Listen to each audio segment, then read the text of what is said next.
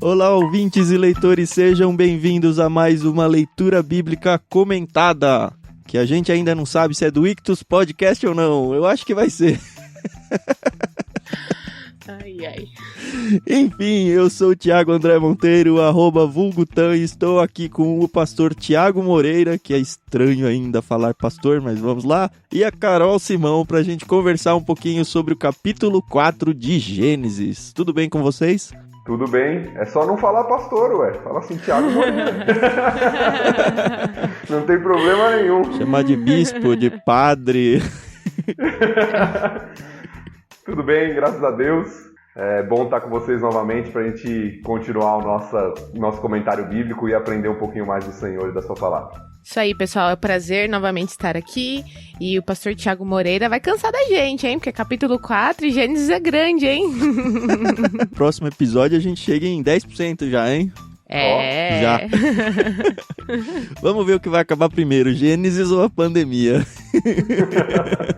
Pois é. Mas enfim, a gente passou pelo capítulo 3, talvez um dos capítulos mais emblemáticos aí da Bíblia, onde o pecado entra no mundo, e eu tinha até terminado, acho, brincando. No próximo episódio vai ter aí um primeiro pecadinho simples aí, né? De fato, a gente vai entrar então no primeiro pecadão aí da história do mundo.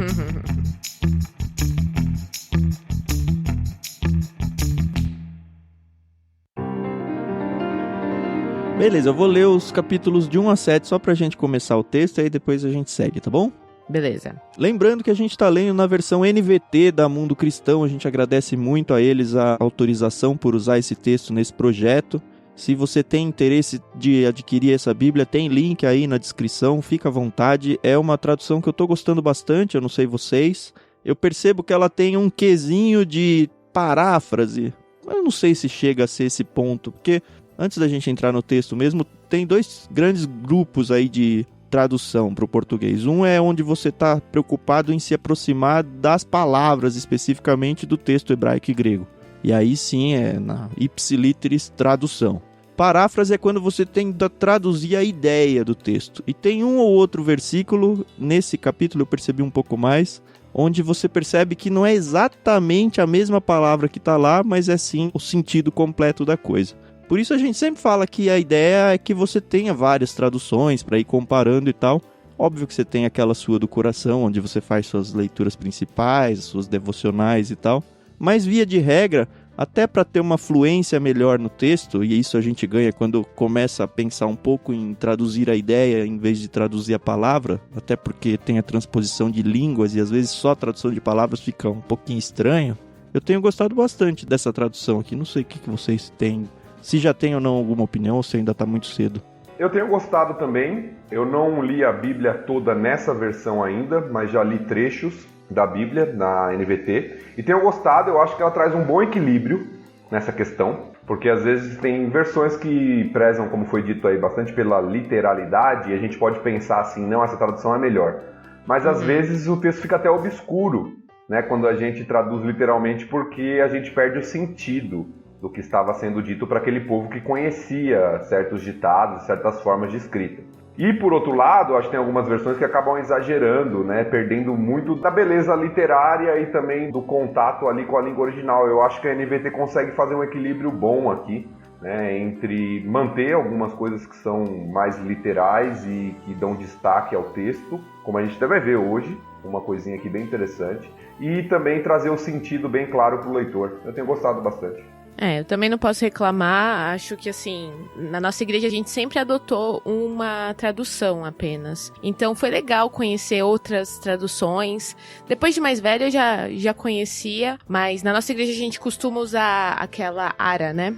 E é bem legal ver outras versões, exatamente pra gente ver outras interpretações, claro, né? Interpretações, tô falando de tradução, não do texto em si, né? Então, eu tenho gostado bastante. Depois que eu fiz uma entrevista com o pastor Randy Cook, foi uma das coisas que ele indicou pra gente ler o mesmo texto em várias versões. E é uma experiência interessante que eu tenho feito, tenho gostado. A NVT tem sido uma das minhas favoritas também.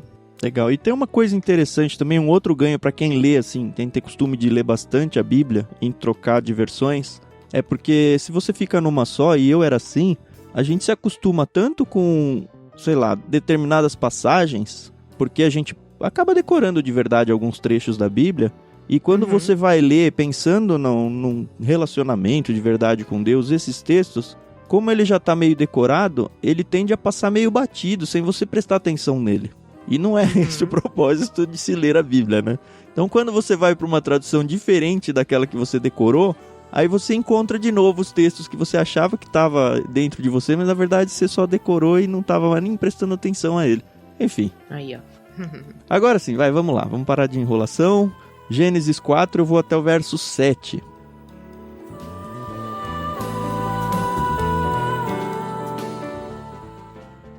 Adão teve relações com Eva, sua mulher, que engravidou. Quando deu à luz Caim, ela disse: com a ajuda do Senhor tive um filho.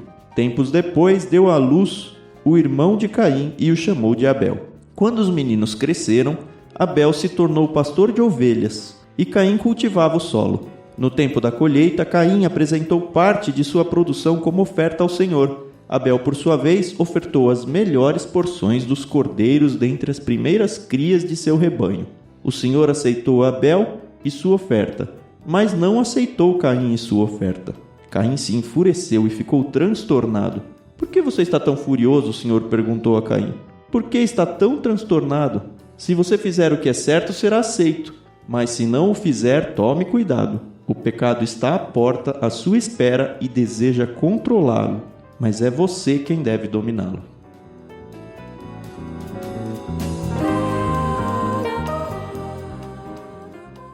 Já podemos afirmar que Caim tinha a mesma profissão que o pai, né? Ele era lavrador, cuidava do solo. Uma das, né, profissões de Adão, né? O Adão acho que foi praticamente isso, né? A gente vê aqui 2 filhos, um seguindo para o lado da agricultura e o outro seguindo para o lado da pecuária, né? Eles precisavam de subsistência. Talvez fossem os únicos 2 grandes nichos de trabalho aí que eles tinham. Sim. Acho que Adão fazia um pouco dos dois também, né? Porque Adão tinha que cuidar dos animais, né? Sei lá. A gente não tem muita informação sobre isso. Mas eu acho que o primeiro destaque que eu vejo no texto, logo no versículo 1, que pra gente pode passar batido por ser algo tão natural pra nós, é o fato de Eva engravidar e dar à luz um filho. Porque é a primeira vez que isso está acontecendo, né? Pois é, então. Sim.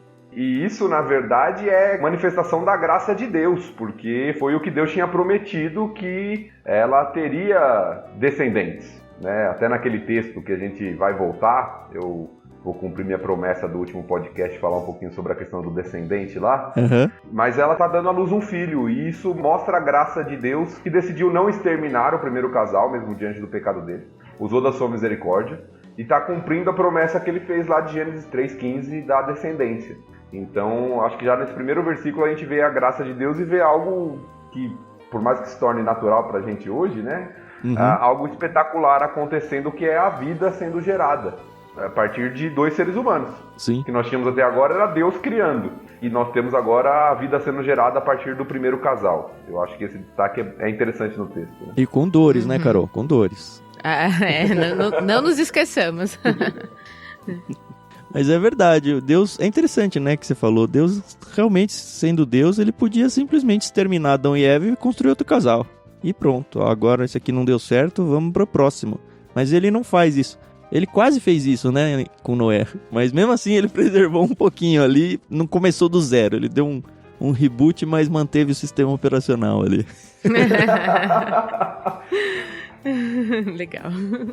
O que eu achei interessante aqui nesse primeiro versículo é que a gente pode dizer com toda certeza que Caim foi o primeiro bebê do mundo, mas quando Eva engravidou, ela não ficou, o que eu tenho, né? Ela já sabia, né, o que ela tinha, né, que ela estava gerando uma vida, né?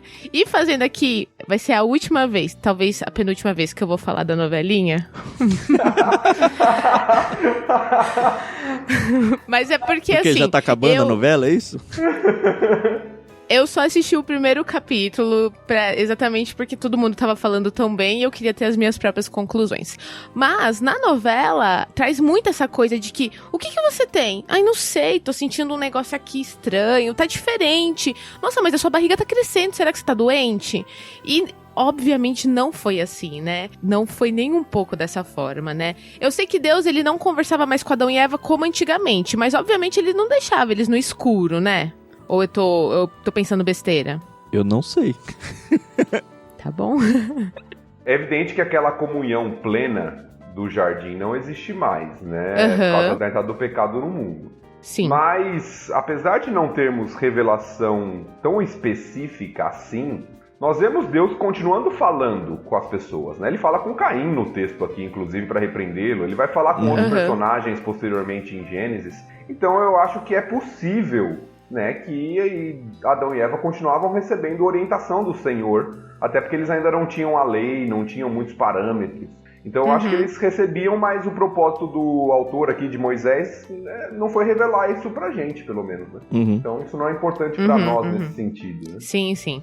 Nesse texto, o que já causa uma certa estranheza é o fato de Deus ter aceitado a oferta de Abel e não ter aceitado a oferta de Caim. Notem que o Abel deu oferta de animais e Caim não.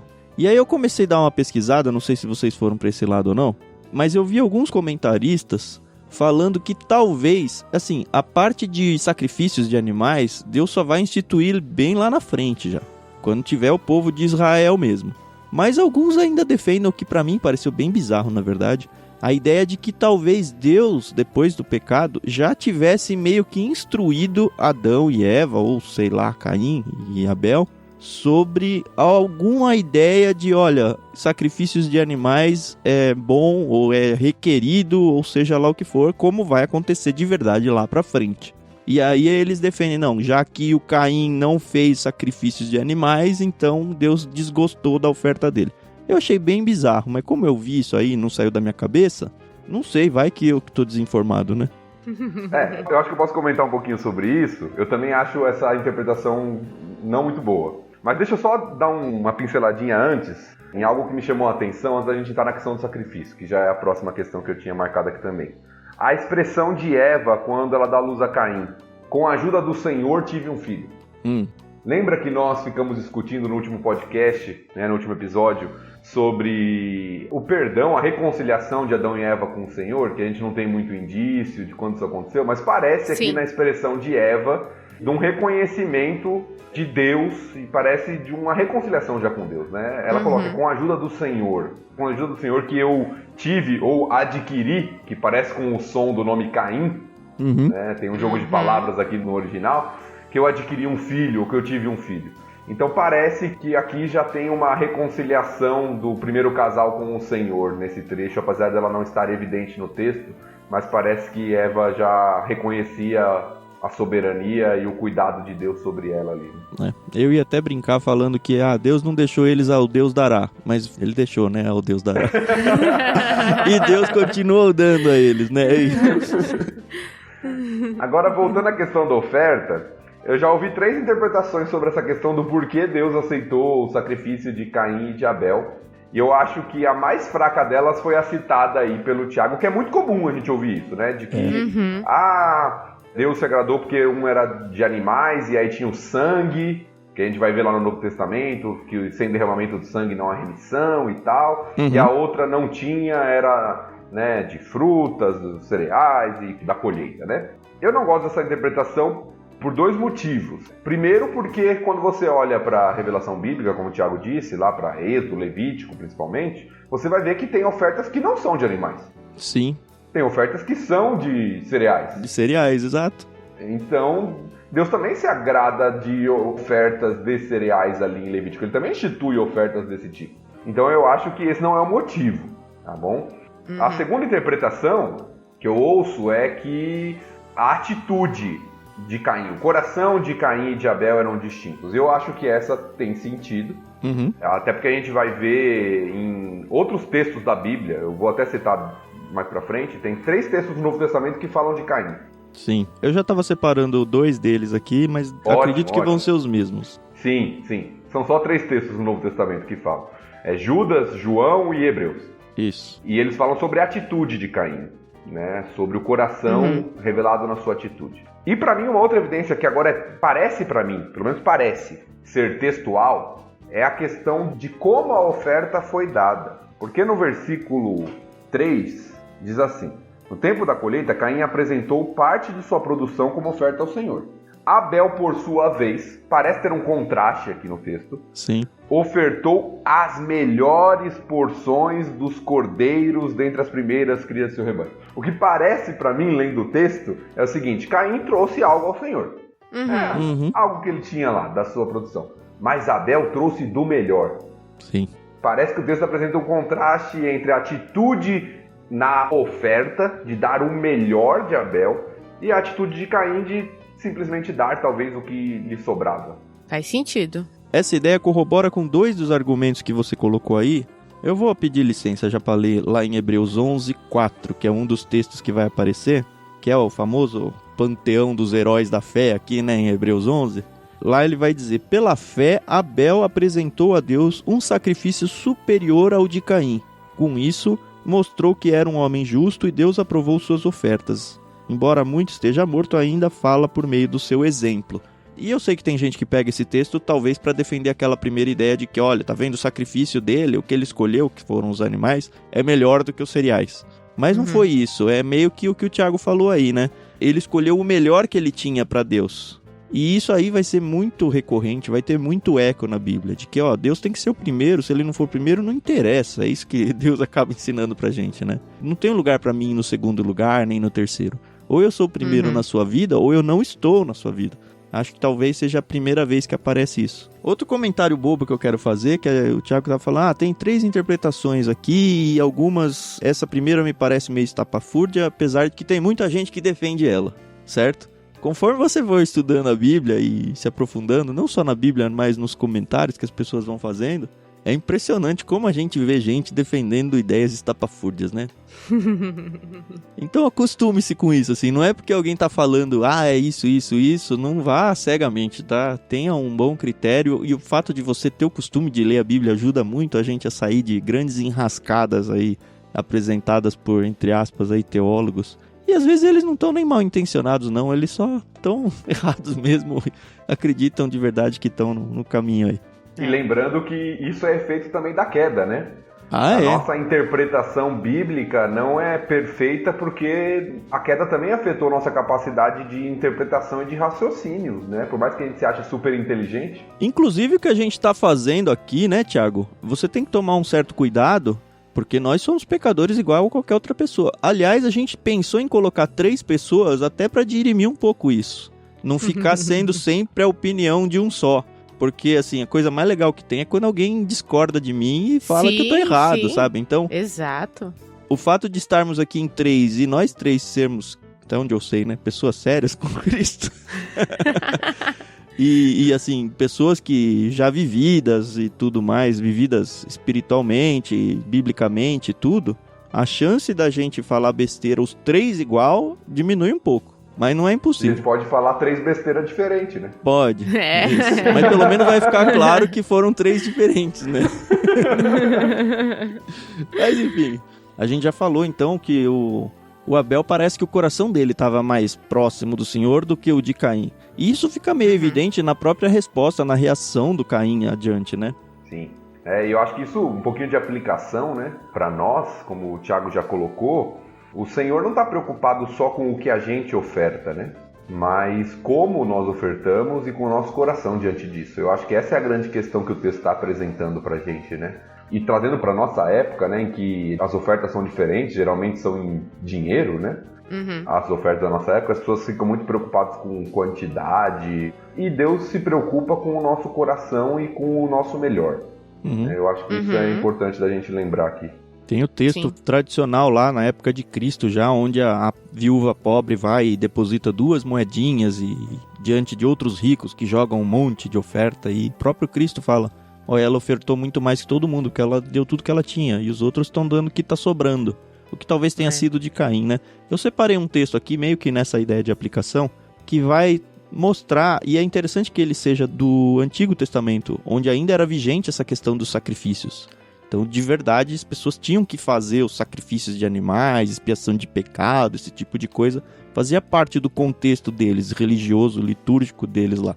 Eu tô em 1 Samuel, capítulo 15, verso 22. Samuel respondeu: o que agrada mais ao Senhor, holocaustos e sacrifícios ou obediência à voz dele? Ouça, a obediência é melhor que o sacrifício e a submissão é melhor que as ofertas de gordura de carneiros. A rebeldia é um pecado tão grave quanto a feitiçaria e persistir no erro é um mal tão grave quanto adorar ídolos. E assim, o texto segue, mas hoje talvez não soe tão forte isso porque a gente não vive esse contexto de sacrifícios. Mas para eles era muito isso, assim. Eu estou interessado no seu coração, é o que o Tiago está falando.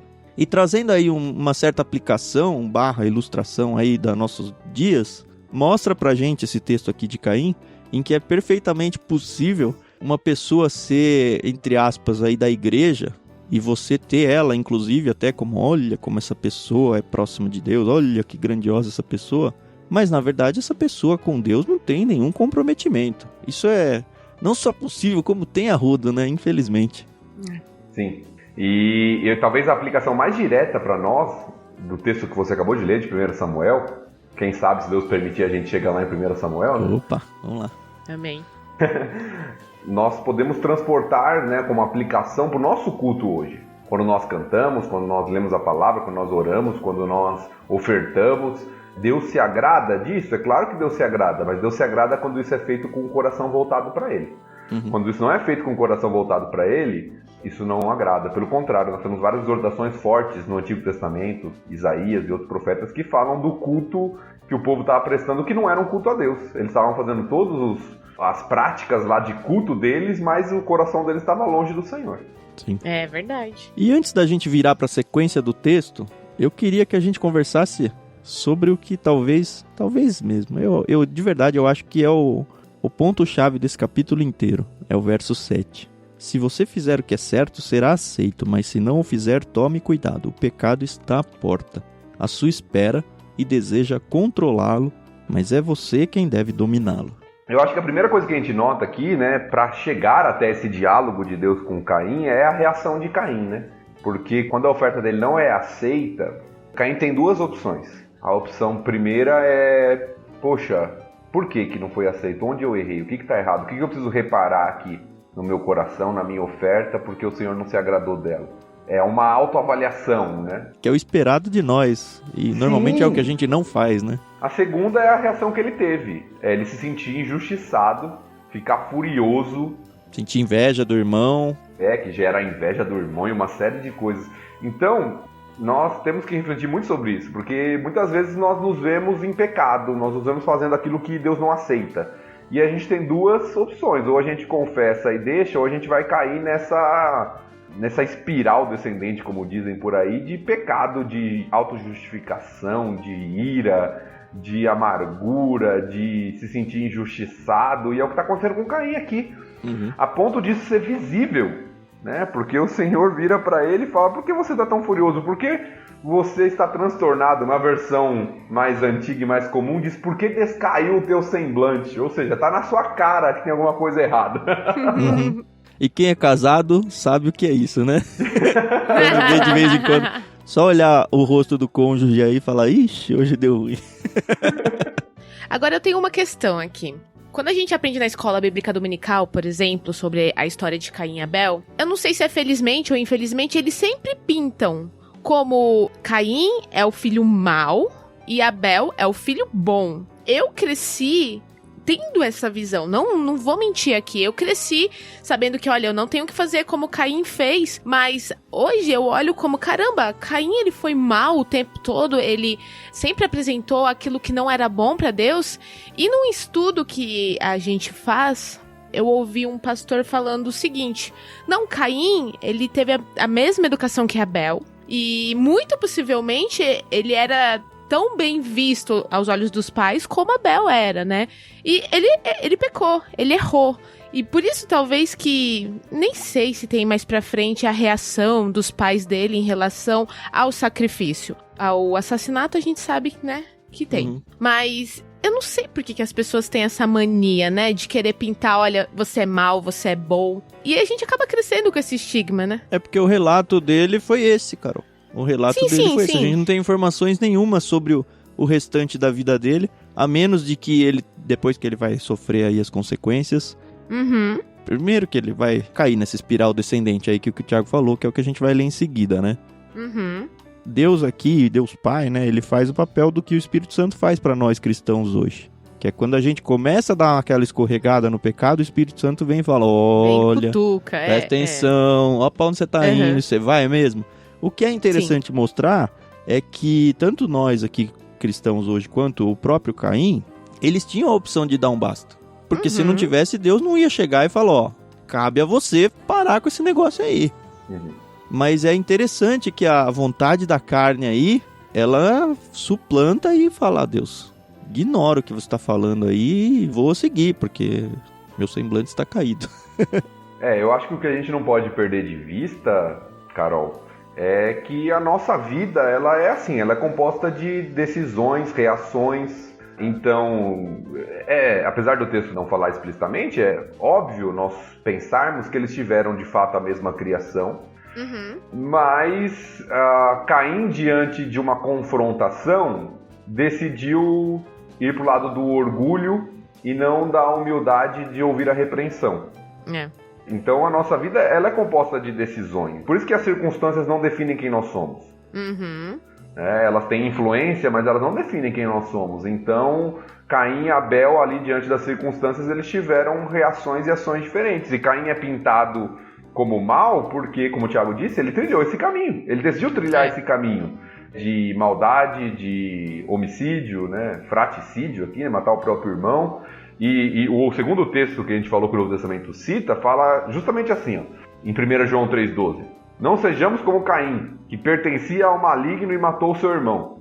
E por que o matou? Porque suas obras eram más e as de seu irmão eram justas. Então João fala que Caim foi por esse lado. Ele foi pro lado da maldade, de praticar a maldade. E isso gerou todo o restante.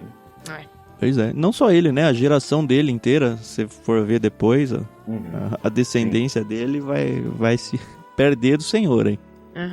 Eu acho que o versículo 7 que você citou, Thiago, ele é emblemático mesmo. Porque eu acho que Deus está realmente falando isso. Olha, se você fizer o que é certo, você vai ser aceito. O que já nos implica que o que Caim estava fazendo não era certo, porque ele não foi aceito. Pois é. Então, a atitude do seu coração, a forma, a gente especulou algumas coisas aqui, mas ele não estava fazendo o que era certo perante o Senhor. E o aceito, no contexto aqui, é a aceitação do sacrifício dele. O que o próprio texto mostra que, na verdade, o que configurou o sacrifício não ter sido aceito não foi o conteúdo do sacrifício, mas o coração do próprio Caim. O próprio Deus respondeu isso para ele. Você vai ser aceito se você fizer o que é certo. Exato. E aí, né, mas se não o fizer, tome cuidado. O pecado está à porta, à sua espera. A imagem que me vem quando eu leio esse texto é de um animal feroz rondando ali, né?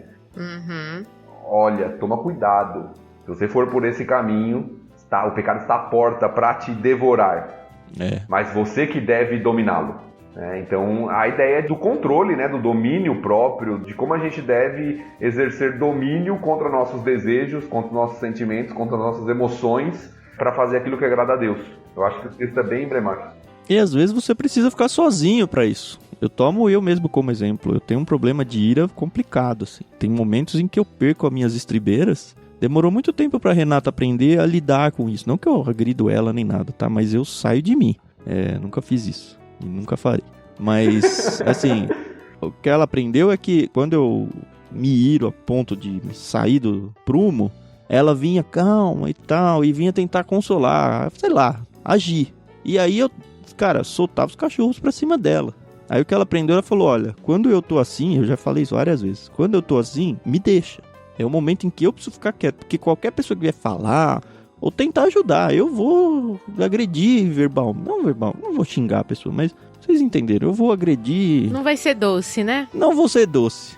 Hoje, não só ela fala, ó, seu pai precisa ficar sozinho, ela fala pros meus filhos também, ó. E é bom, porque eu caio em mim muito mais rápido, eu percebo que eu tô errado mais rápido, eu ofendo muito menos pessoas, então eu tenho que pedir menos perdões depois, porque, enfim, quando a gente peca e cai, O único resultado de conciliação com Deus e com as pessoas é você ir lá e se humilhar diante delas e pedir perdão. E quando você tem esses pecados recorrentes, e eu digo isso por saber que é isso mesmo, você se vê na mesma situação de se humilhar pela mesma coisa 1 milhão de vezes. E não é bom, não é gostoso. É bom depois. Então, se você tem o seu problema, seja na ira, seja onde for, você tem que descobrir qual que é o caminho que você tem que seguir para você fugir desse pecado o mais rápido possível. Porque se você deixar, o fato da Renata vir tentar me consolar, ou às vezes até falar, não, mas você isso, e mesmo que ela estivesse com a razão, era jogar gasolina na fogueira, sabe?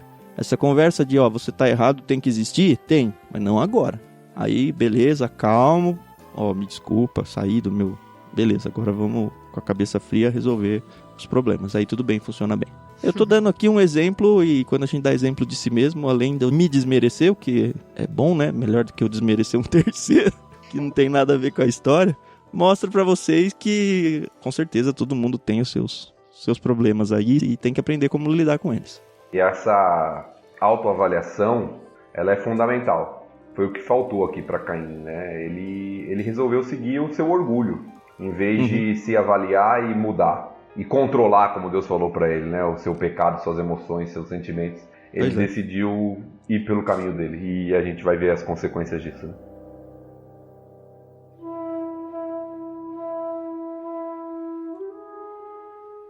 Quem vai nos versos 8 a 16? Posso ir, eu.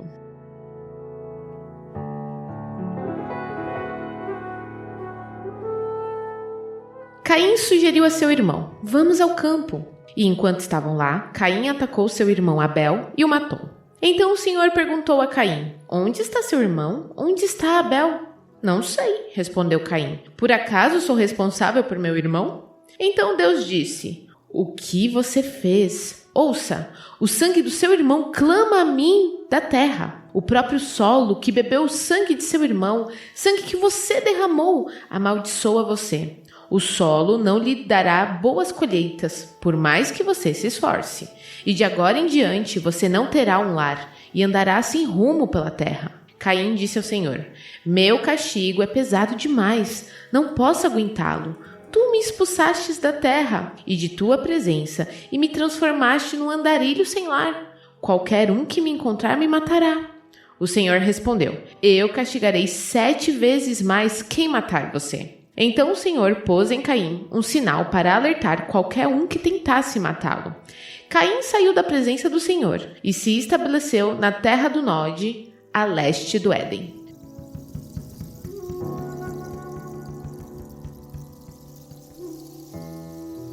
Já posso dizer que uma vez meu pai perguntou, cadê sua irmã, Carol? Eu falei, eu não sou babá dela.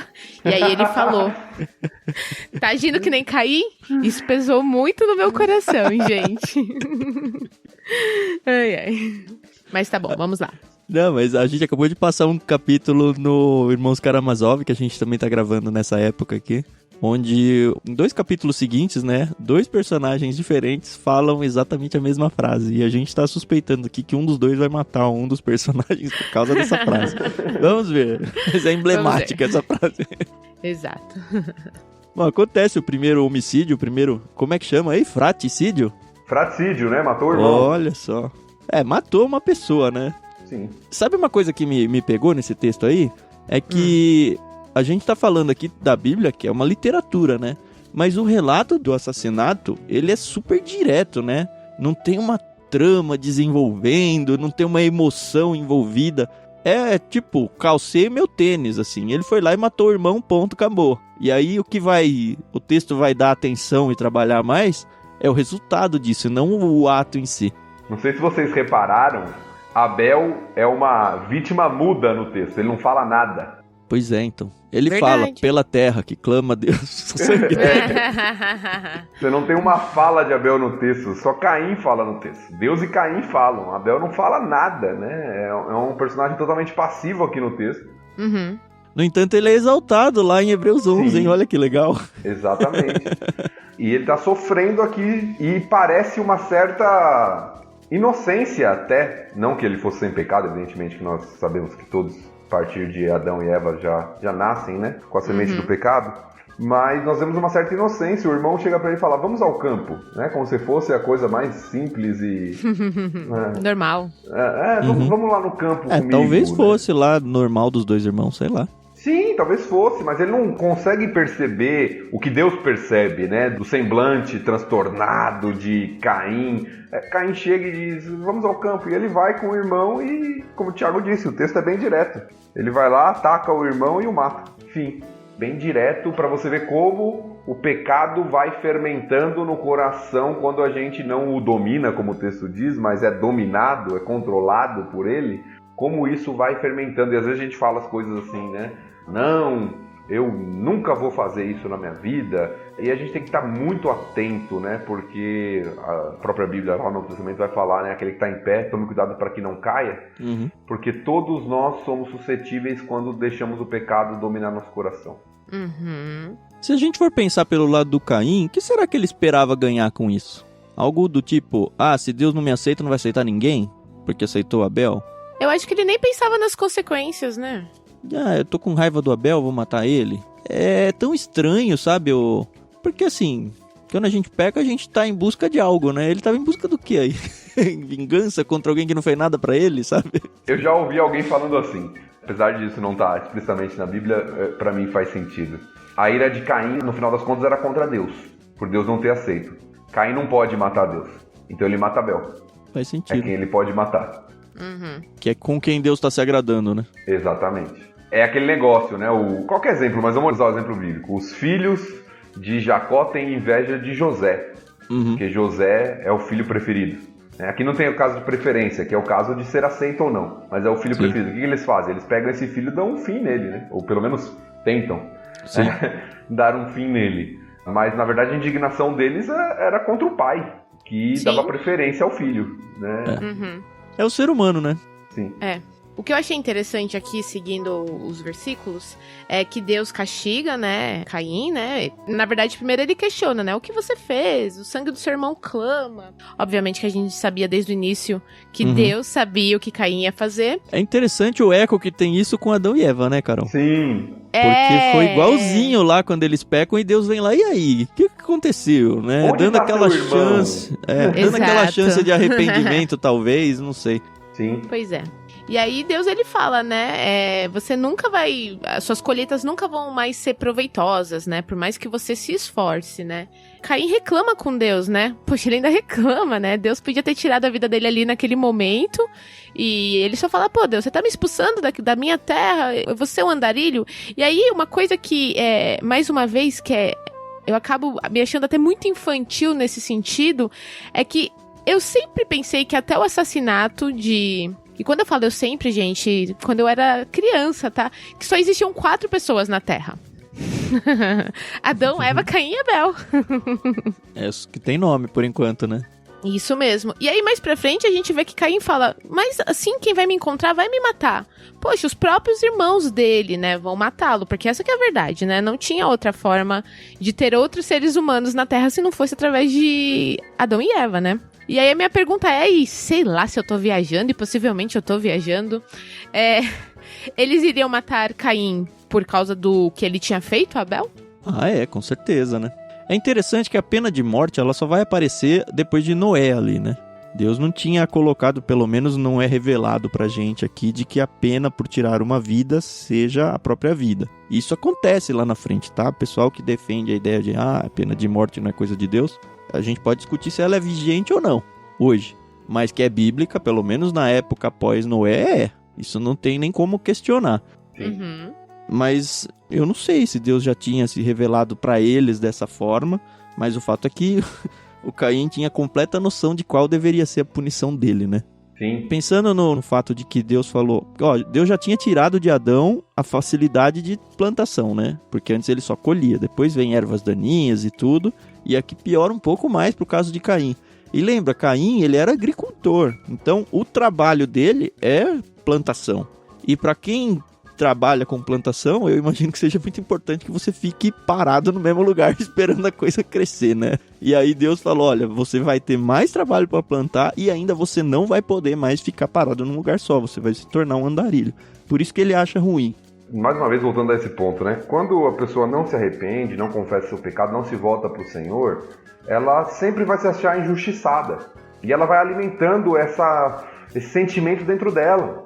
Então Caim não percebe a loucura que ele fez. Ele é mal criado, né? Ele se sente injustiçado, ele vira para Deus e fala, eu sou babá do meu irmão, eu sou responsável pelo meu irmão.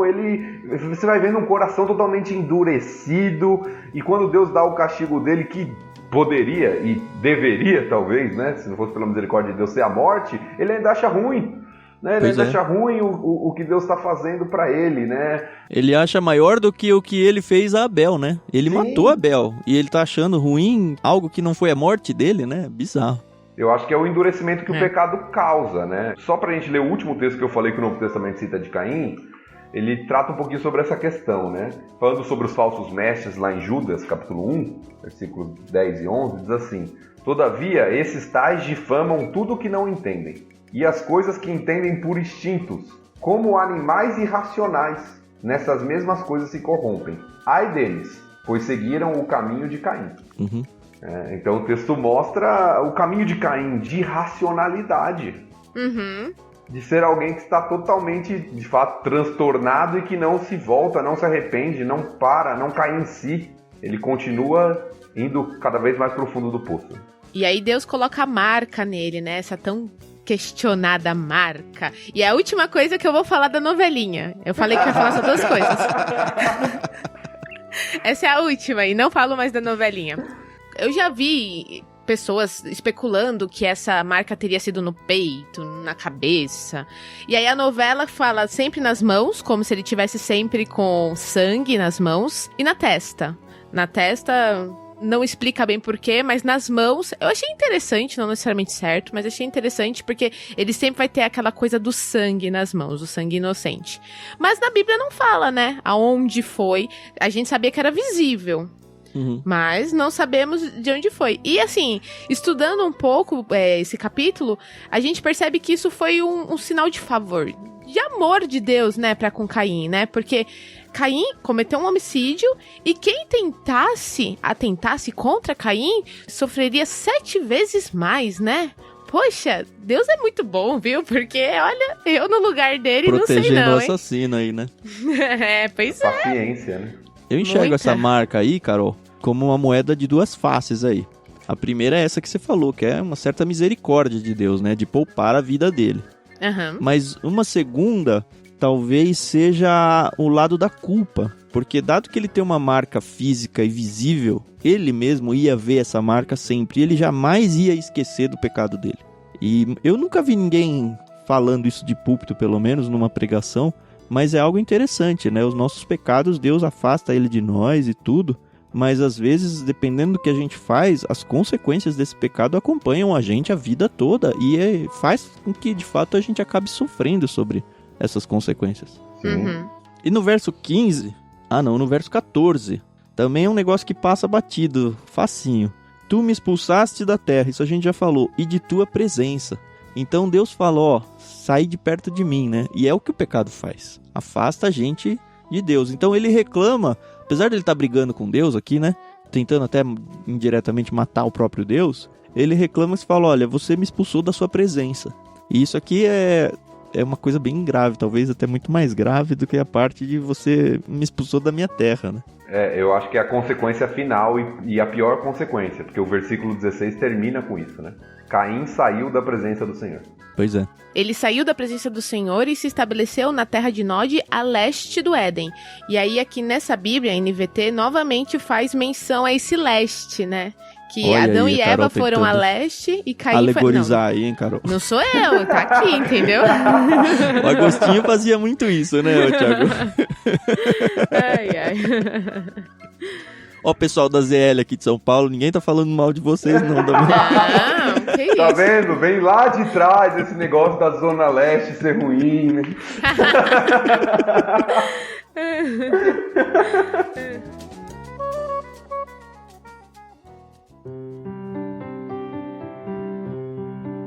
17 a 24, é isso? Sou eu? 17 a 24, isso. Vamos lá.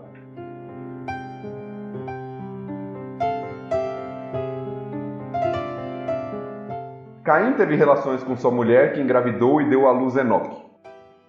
Que não é o mesmo Enoque que a gente vai ver mais pra frente, tá? Se você conhece a história de Enoque. Meu filho fica confuso com isso quando a gente faz leitura. A gente tá fazendo leitura bíblica toda a família junto esse ano. E aí ele vê os nomes se repetindo e ele fala assim, mas por que 2 Enoque, né? Ele fala, não tem 2 João, 2 Tiago, né? Nesse podcast, inclusive, tem 2 Tiago. Exato. Então Caim fundou uma cidade a qual deu o nome de Enoque, como seu filho. Enoque teve um filho chamado Irade. Irade gerou Meujael. Meujael gerou Metusael. Metusael gerou Lameque. Lameque se casou com 2 mulheres. A primeira se chamava Ada e a segunda Zilá.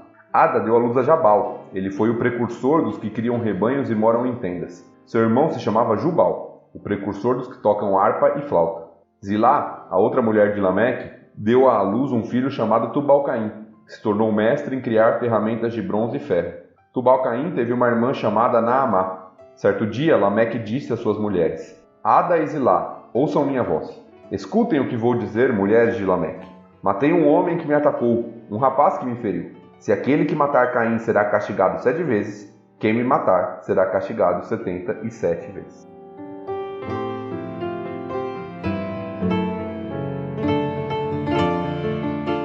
Não fica dúvidas que Caim casou com uma irmã, né? Não, só tem, né? Se saiu de Adão como, e né? Eva. Pode ser que seja uma... Mais pra baixo na geração. É neto? Não é neto, é... Prima. É uma prima? É filha de um irmão. Sobrinha? É prima, né? Sobrinha? Sobrinha. Filha do irmão e sobrinha. Pode ser que tenha sido uma sobrinha, não dá pra saber. Mas é alguém que veio lá do Adão e Eva, com certeza. Lembrando que a gente vai ver daqui a pouco, acho que capítulo seguinte vai começar a mostrar a idade das pessoas. Então, se você acha isso um grande absurdo, as pessoas viviam quase 1000 anos. Então dá tempo de ter filha roda aí. Né? Dá tempo de encher uma cidade aí. Lembrando também que as genealogias bíblicas não são exaustivas. Isso. Nem a questão de é filho e tal, a palavra na verdade é descendente, então pode ser que tenha pulando gerações aí, né? Não só pular gerações, como às vezes não coloca todos os filhos que uma pessoa teve, às vezes coloca só o primeiro. Não coloca as mulheres, muitas vezes nas genealogias, pelo costume oriental, antigo. Então você fala assim, nossa, mas Caim casou com que mulher? Às vezes não fala, né? Só aparece as pessoas ali, né? Sim, interessante. Eu vou mencionar aqui no 5:4 que a gente vai entrar, né? Depois do nascimento de Sete, Adão viveu mais 800 anos e teve outros filhos e filhas. Adão viveu 930 anos e morreu. Então tem aqui a referência de que Adão teve muitos outros filhos e filhas aí. Eu tenho algumas coisas que me chamou a atenção nesse texto. Quando começa a aparecer genealogias, a gente tende a passar com o cérebro desligado, né? Ou nem passar. Mas eu trouxe alguns pontos aqui que são interessantes. O primeiro é que Lameque é o primeiro indício bíblico de bigamia, né? E Deus tinha instituído o casamento lá, em Adão e Eva, os dois se tornarão uma só carne. Então já começa a mostrar da descendência de Caim aqui que a coisa meio que se degringola chegando em Lameque, que a gente vê que é um grande de um arrogante, né? Sim. Eu acho que isso é efeito de Caim sair da presença do Senhor. Então, a gente não precisa nem explanar muito, porque a gente sabe como é, né, o mundo hoje em dia. Longe de Deus, o quanto as pessoas vão se chafurdando aí na lama. Tá, mas antes de você continuar, desculpa cortar o seu raciocínio, o versículo 17, ele me trouxe uma dúvida. Caim foi condenado por Deus a ser um andarilho. E como assim ele funda uma cidade? Eu também me incomodei com isso. E pra minha cabeça, isso aqui é Caim tentando ir contra o castigo de Deus, ou a palavra de Deus pra ele. Ele sendo desobediente mais uma vez. Não sei. Eu não pesquisei a fundo, não reparei na verdade, não pesquisei a fundo o termo no original. Mas fundar não necessariamente pode significar que ele habitou permanentemente lá. Entendi. Eu li em algum... É difícil que eu começo a ler tanta coisa e não anoto, mas a própria palavra Enoque tinha alguma coisa a ver com fixar residência ou alguma coisa assim. Não sei se você tem fácil aí, Thiago. Não reparei. Eu sei que a cidade de Nod, já que a gente entrou nesse tema de nomes e tudo, quando a gente fala lá no versículo 16, significa andança sem rumo. Eu achei aqui, ó, Enoque. É uma outra bíblia de estudo que eu tenho aqui. Ele diz o nome significa iniciação. Era símbolo da nova cidade onde Caim tentaria abrandar a sua maldição. Então, talvez eu tenha pego daqui essa ideia de que Caim está tentando diminuir a sua maldição. O que é possível diante do relato bíblico de que Caim não se arrependeu, que era filho do maligno, que era um rebelde, é bem possível. Sim. Outra coisa que eu não sei de verdade se é só uma curiosidade bíblica ou se tem algum pretexto por trás. Mas se você for pensar, nesse trecho pelo menos, mais adiante ele vai dar a genealogia de Sete, que é o próximo filho que vai vir no lugar do Abel aí. A genealogia de Caim, que é o cara que se revoltou contra Deus, ela apresenta avanços culturais e avanços tecnológicos. Só que isso não aparece na genealogia do outro. E aí eu vi, sempre tem gente tentando forçar um pouco a barra, né? Talvez seja mesmo forçar a barra. A ideia de que, olha, quando a pessoa tá fora de Deus, ela tenta substituir Deus de alguma forma. Porque o que é exaltado na outra genealogia é que eles estavam próximos a Deus. Isso não quer dizer que a arte é má, tá? Até porque o que a gente faz dentro do Ictus, e literatura, e cultura, tecnologia, nós usamos, gostamos, e isso é simplesmente resultado da bênção de Deus da vida do homem, na inteligência do homem e tudo. Mas é um negócio que passou aqui pra mim. Eu vejo isso muito mais nesse segundo aspecto que você falou. É evidente que tem um contraste, né? Que a outra genealogia vai buscar o Senhor, andar com Deus. Mas isso não significa... Eu vejo muito mais a questão da graça comum aqui, como é dita, né, na teologia. De Deus, mesmo sendo pessoas incrédulas que não creem nele, Deus usa da sua graça para que elas possam fazer coisas boas e avanços. E de fato são coisas boas. Não é porque são feitas por incrédulos que são ruins. Nós vamos ver aqui criar rebanho, morar em tendas, coisa que o povo de Israel fez por muito tempo. A própria harpa, a flauta, aqui a gente entra numa questão, talvez era muito polêmica para algumas igrejas, porque alguns falam assim, não, a gente não pode esse instrumento porque ele é do diabo, porque ele foi criado num contexto... E aqui nós temos os instrumentos que talvez sejam aqueles mais angelicais, né? Harpas e flautas, sendo criados por incrédulos, pela geração de Caim, que são usados na adoração ao Senhor pelo povo de Israel. Então você vê que é a graça comum permitindo que depois pessoas que consideram o Senhor utilizem desses benefícios, inclusive para adorá-lo. Inclusive eu já vivi uma experiência uma vez numa igreja, já tem muitos anos, onde a gente estava numa reunião de liderança, e aí uma das pessoas que era conselheira lá e tal, ela reclamou, pessoas, tá? Não tô dizendo o gênero da pessoa aqui não, tá? Preservando o máximo a identidade das pessoas. Essa pessoa reclamou que a igreja estava promovendo algum tipo de seminário para, sei lá, eu não lembro qual era, mas vamos tomar como exemplo uma coisa que eu sei que as igrejas fazem aqui. Sei lá, vamos dar para os membros da igreja aqui um seminário sobre controle das finanças, para tentar fugir de algum assunto super bíblico, assim. Não que não seja, tá? Mas a gente vai ver isso. Mas vamos seguir por aí. E essa pessoa, ela se revoltou e falou, mas chega de ficar trazendo pessoas de fora que não são cristãs, porque essas pessoas não têm nada para agregar aqui na igreja, porque nada que vem delas é bom. Aquilo me deu uma assustada na hora, assim, caramba, da onde, né? E aí, depois eu fui até conversar com o pastor que também estava nessa reunião, e aí, conversando, a gente chegou numa frase que eu nem lembro se fui eu que falei ou ele, mas eu guardei isso. Falou, olha, quando você sofrer um ataque do coração e tiver que ser operado às pressas, você pergunta antes se o seu médico é cristão ou não, tá bom? Mas é isso, assim, a hipocrisia pode chegar a tal ponto que as pessoas cristãs, infelizmente, a gente sabe que tem realidades assim, as pessoas só consideram como válido e como correto ou como que engrandece Deus coisas feitas por pessoas cristãs. E, cara, não, existe a graça comum, como o Thiago falou aí, né? Os avanços todos que a sociedade fez, coisas boas que servem os cristãos, feitas por pessoas ímpias. É uma pequenez tão grande de espírito pensar dessa forma, pelo menos é o que eu penso. Vai que vocês dois não pensam, então se ofendendo comigo aqui, né? Sei lá. Não, o pastor só riu, viu, né? Eu vi. Não, fui eu que levantei a bola. Foi eu que levantei a bola. Eu que levantei pra ele cortar. Mas eu acho que todo mundo já passou por isso dentro da igreja, né? Eu não quero entrar em polêmicas, mas quem nunca aqui ouviu uma reclamação da bateria, da guitarra, do baixo? Só pode violão e piano. E o piano foi usado na execução dos cristãos. Não sei, eu acho... Era instrumento de cabaré antigamente. Então, assim... Eu sou pianista, tá, pessoal? Sou formada em música clássica, então... Eu gosto. E toco na igreja. Não entrem nesse legalismo aí, da galera. Não. Lembra, a gente falou no começo desse episódio aqui, o que Deus vai olhar é o seu coração. É como você entrega tudo aquilo que você faz pra Ele, com que propósito. É isso que vale diante de Deus, não são as formas, são os conteúdos. E aí, eu acho que pra gente fechar essa parte aqui, a gente entra em Lameque, né? Uhum. Porque Lameque, como o Thiago falou, é um cara bem arrogante. E você vê que ele se coloca na posição de Deus, né? Ou até superior a Deus. Porque Deus deu um castigo para Caim, né? De alguém que matasse ele. E aí ele fala, olha, eu matei um rapaz e se alguém matar Caim vai ser castigado 7 vezes, mas se alguém me matar vai ser 77. Então ele se coloca no lugar de Deus, de que pode dar uma consequência para alguém que matá-lo. E aumenta ainda. E se orgulhando disso, né? Se orgulhando do homicídio. Aí você vê como o pecado está desenfreado a ponto de, em Gênesis 6, Deus falar, olha, o pecado corrompeu a tal ponto a humanidade que a gente vai dar como o Thiago falou lá, né? Um reset reboot. Aqui, um reboot. Um reboot. Mas, nisso que você falou do Lameque, sabe o que é interessante? Dependendo da Bíblia impressa que você tem aqui, você vai perceber esse texto de Lameque destacado do parágrafo. Uhum. Isso indica de que isso é uma poesia.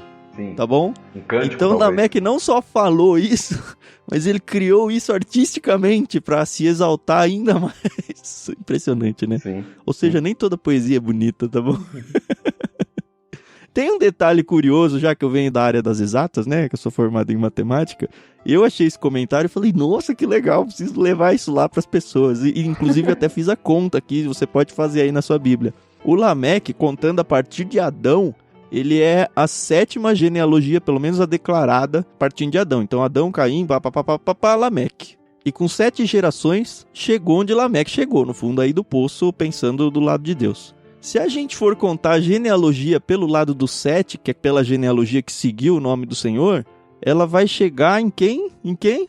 Em Enoque. E Enoque foi o único cara que era tão próximo de Deus que, em relato bíblico, ele não experimentou a morte. Ele foi... Não adianta não. Ah, tá bom. Mas, enfim, ele foi um cara... Ele foi o suprassumo da coisa aqui, que Deus até poupou ele e levou ele pro céu antes, sabe? Levou cedo, né, coitado, 300 e poucos.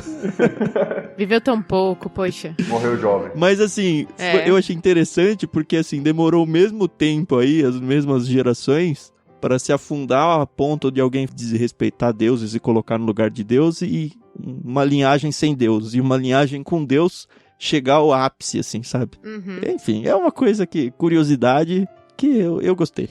Esse Lameque não é o pai de Noé, né? Não. É outra geração, tá fazendo um contraste da geração dos filhos de Caim e da geração dos filhos de Sete. Uhum. Só nomes semelhantes.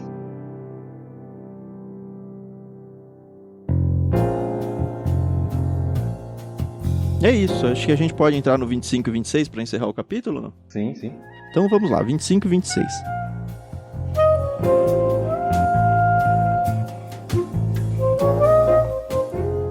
Adão teve relações com sua mulher novamente e ela deu à luz outro filho. Chamou-o de Sete, pois disse, Deus me concedeu outro filho no lugar de Abel, a quem Caim matou. Quando Sete chegou à idade adulta, teve um filho e o chamou de Enos. Nessa época, as pessoas começaram a invocar o nome do Senhor.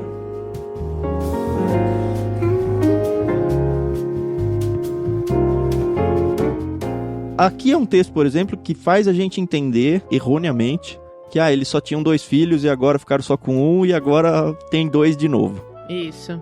Mas acho que o que ele substitui aqui é o papel de Abel, né?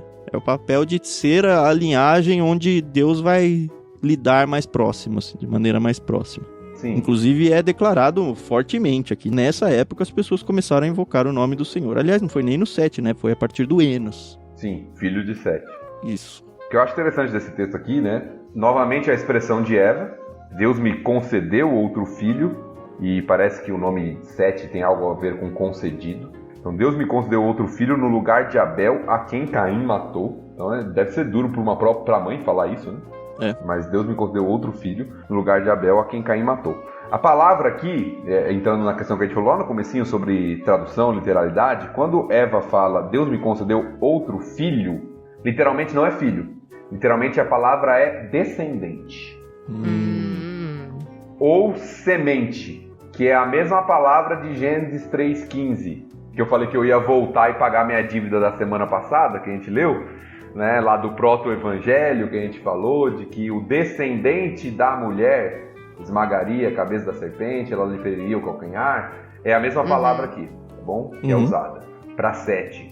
Eu não sei, pode ser especulação, mas ela só é usada... É a segunda vez que ela é usada, né? Primeiro em Gênesis 3,15, agora aqui. Parece que Eva está se referindo à promessa que Deus tinha dado para ela. Não que ela acreditasse que seria Sete, esse descendente em si, mas ela está relembrando aquilo que Deus tinha falado para ela. Do descendente dela viria a salvação. Eu acho que isso nunca sai da cabeça dela, né? E eu imagino que ela pensava que ela ia ver isso acontecer, né? Sim. E talvez a primeira esperança dela estivesse em Caim, quando ela fala, eu recebi com o auxílio do Senhor, mas ela vê tudo o que acontece e ela agora olha e fala, a graça de Deus está aqui porque Deus me deu outro descendente. E a gente sabe que isso vai se cumprir em Cristo, né? O descendente da mulher que vai trazer salvação. Mas ela não sabia. Exato. Mas é que é interessante notar como Eva recorda a promessa, né? Usando o mesmo termo. E falando do que a gente falou semana passada, de fato é um termo no singular. Que legal. Falando de um descendente que viria e faria isso, né, com a cabeça da serpente. E aqui Eva, ela relembra de alguma forma essa promessa e mostra a sua confiança de que Deus continua cumprindo aquilo que ele falou que faria. Né? E sempre cumprirá. Amém. É isso aí.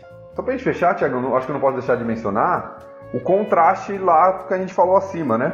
Depois de Sete dar luz a Enos, fala que as pessoas começaram a invocar o nome do Senhor. Então você tem um contraste. Se a geração de Caim se afasta, sai da presença do Senhor, a geração de Sete busca, invoca, clama pelo nome do Senhor. E aí a gente vai ver semana que vem também mais um pouquinho desse contraste entre as gerações aí.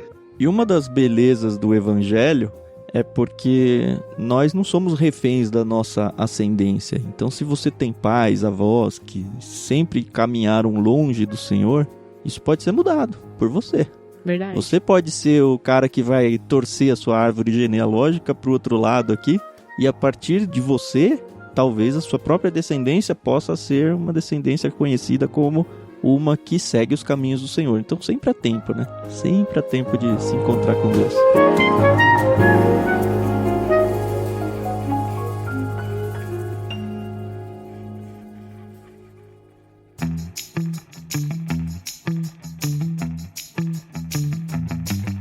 Com isso a gente termina o capítulo 4 e eu digo pra vocês que o capítulo 5 vai ser a nossa prova de fogo, né?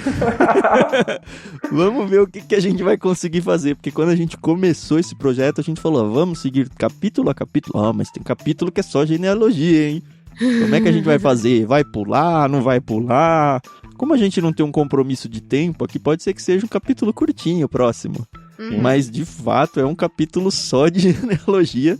E eu não tô afim de pular, não. Vocês aceitam o desafio de seguir nele? Vamos ver o que sai? Não, vamos seguir, porque tem algumas observações importantes. Eu acho que vai ser mais curto mesmo, mas tem algumas observações importantes. Beleza, o Thiago já estudou, já. Eu já preguei em Gênesis 5, cara. Você acredita? Putz! O cara falou, o pessoal da minha falou, você prega em genealogia? Mas você que escolheu? Eu escolhi. Parabéns. Foi na parte de Enoque, na verdade, né? Ah, que legal. Bom, vamos ver se a gente consegue tirar leite de pedra aqui. Mas vai sair alguma coisa, com certeza. E a palavra do Senhor sempre tem coisa pra trazer pra gente. Amém. Então fica com a gente aí. Se você tá curioso no que vai ser o próximo episódio, não perca a genealogia. Próximo Toledo, né? E a gente volta então no próximo episódio. Queria lembrar vocês que não conhecem o Ictus Podcast, nós temos entrevistas, nós temos histórias dramatizadas, nós temos... que mais a gente tem lá, Carol? A gente tem o pessoal do Barquinho agora fazendo uma bagunça também. Isso, a gente tem um bate-papo com quem gosta de literatura. A gente fala muito sobre livros, né? A gente pega livros específicos e fica lidando com eles de várias formas diferentes. Tudo lá concentrado em ictus.com.br. Você escreve Ictus como ICHTHUS. E se você quiser conhecer, nós temos sim um clube de assinatura, onde você recebe na sua casa um kit com livros. Todo mês você tem mais detalhes em Clube Ictus, clube com E no final, tá? clubeictus.com.br. E com certeza vai ter um plano que vai ter a sua cara lá, começando pelos pequenos. A gente tem clubes infantis lá começando de 0 anos já, né, Carol? Isso aí. Então, conheçam lá, você pode ajudar esse ministério nosso, porque é tudo a mesma coisa aqui. Então, participando dos nossos podcasts aí, ouvindo, assinando um dos nossos clubes, participando do nosso Telegram. Nós temos aí um Telegram onde a gente pode discutir os livros que a gente vem lendo. Tem tudo lá no site para vocês, tudo bem? Mais uma vez agradeço o Thiago Moreira por estar com a gente aqui, Carol Simão, eu sou o Thiago Monteiro, @vulgutan, e até o próximo. Sempre um prazer estar com vocês, até a próxima. Isso aí, pessoal, a gente se vê no capítulo 5. Até mais.